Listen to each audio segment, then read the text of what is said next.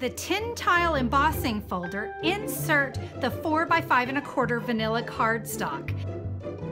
Now run this through your Big Shot machine. And now you can adhere this to the front of your card.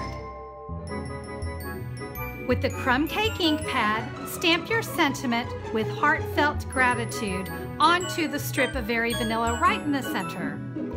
Adhere this sentiment centered on the gold foil.